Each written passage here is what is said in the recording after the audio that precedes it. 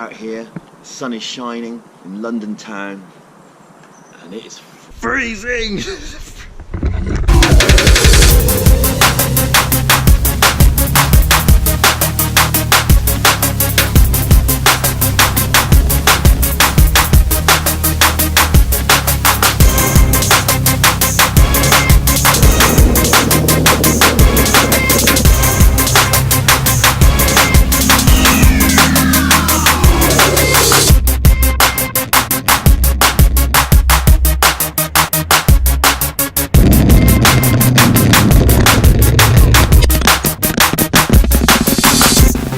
Boom.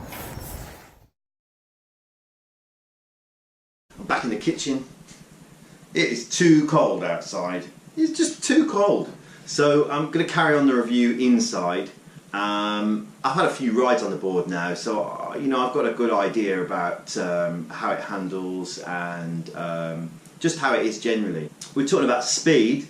I like speed. I do. I like speed. It's pretty fast. It really is pretty fast. I have had 23 miles an hour out of this board. Just recently I've only been getting about 20, but I think that's due to the weather. I mean, it was really cold at the moment.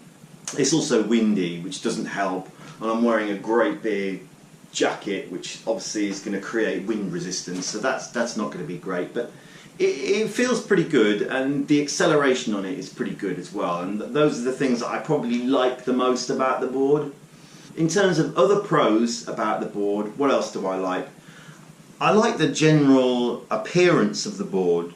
So, you know, the plastic housings here, the trucks to another extent, but just generally overall the quality of the deck, all those sorts of things. When you compare it to something like, you know, to the competition, so you're talking about the Own board, the Viril, the Wowgo, the Meepo, that sort of board, they're all good boards.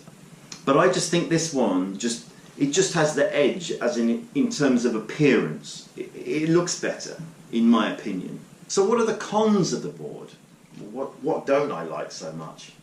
Well, there's, I think, to be honest, this board, for the money, it's very good. You know, I think I paid sort of $400 for this board, for about $409, which equates to about 300 British pounds, which is very good. And Backfire's aim was to produce the best electric skateboard under $500. And honestly, I think they've done that. I do. I think it's a very, very good board. But there's always improvements that can be made, and I'm going to talk about the improvements that I think need to be made when Backfire make their next board. Okay? So my biggest bugbear about this board is the wheels. Okay? I have changed these wheels up front. I'll get you the old wheels. Here's the old wheels. There they are. They look very similar. They're just slightly smaller by about 3mm than the ones I've put on there. These wheels, they're good, but they're a little hard. You can see they've been kind of like, what do they call it, stone ground, so it'd be good for sliding. But interestingly, the rear wheels, they're not stone ground. They've got when they come new, they're kind of glossy. So they'd potentially be good for sliding, but really, I just find that what you want on an electric board is I don't really want to slide. I want comfort, and the feeling that when you're going fast at speed, that the vibration is dampened, and you just want to feel comfortable. And I don't feel that these wheels really did that. So I changed these to 78A wheels. They're a bit softer. They're a bit better. These wheels, I can't change these. And they are hard, and I think this is a bit of a fault of hub motors in general, is there's only a small amount of urethane between you and the motor. I mean, if you look there, there's only a small amount of urethane. So the best thing for Backfire to do in their next board is to create bigger, softer wheels. I think it'll make all the difference in terms of the ride quality, just that general feeling of safety when you're going fast. There's a sort of a slight sensation at the moment you're kind of skittering around on the road. and I don't like that feeling. It doesn't feel very safe to me.